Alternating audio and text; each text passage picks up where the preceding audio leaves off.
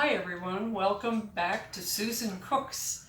Today I am going to start out by showing you how to make a great tartar sauce.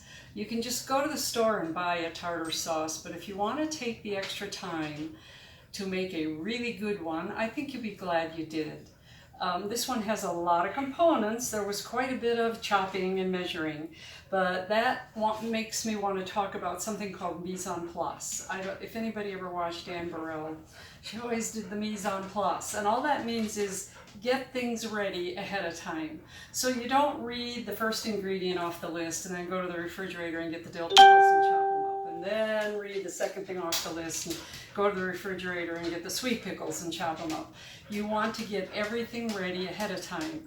That does a lot for you. One of the main things is you'll know if you're missing something, and it's better to find that out early on. So we have everything ready for our tartar sauce, a very good, flavorful layer of flavor tartar sauce. And of course we're going to start with good old mayonnaise. No Miracle Whip, please.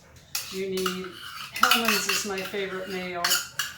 I suppose you could use like the avocado mayo. I've tried it. I don't particularly like it, but if you do, you can. And so we start with our cup of mayo. And to that, we are going to add 2 tablespoons of finely chopped onions.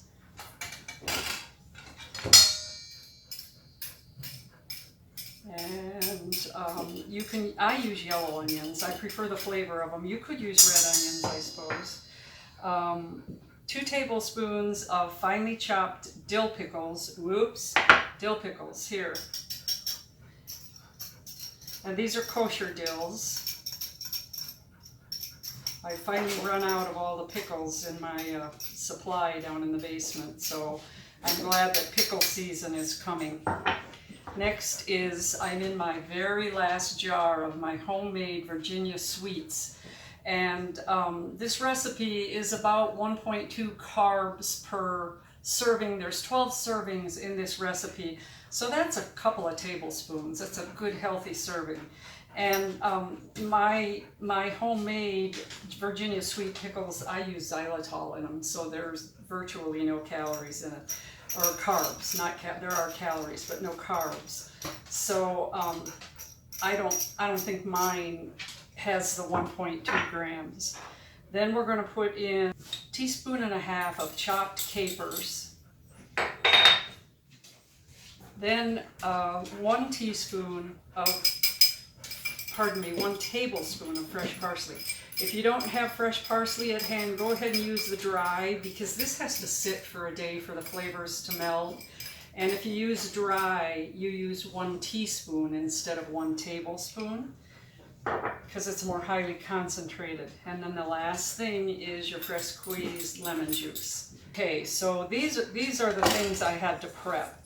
These had to be chopped. I actually have a device here that I could have used, but I'm assuming you don't have one. And so the easiest way is just get out your knife and do it the hard way.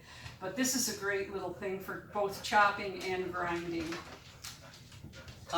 It's going to be a little bit finer then, and maybe if you want the big chunks, then you're going to want to use the butcher knife. Okay?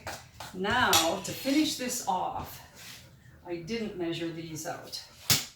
I need 1 teaspoon of prepared good old yellow hot dog mustard. Okay? We can eyeball that.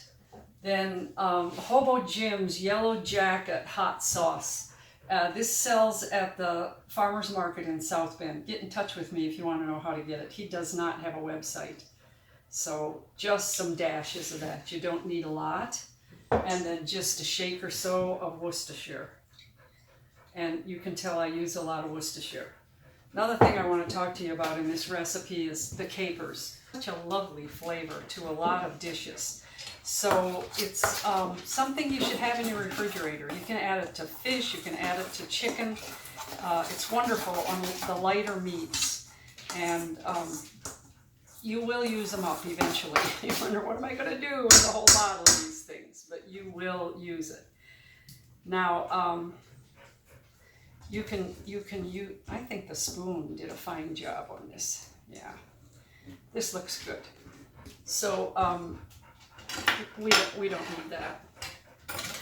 I have another device. I use this a lot, and I'm going to put this into a jar, which I have labeled with the name of the item and the date. And we're going to put this into the jar, and this does save a lot of mess.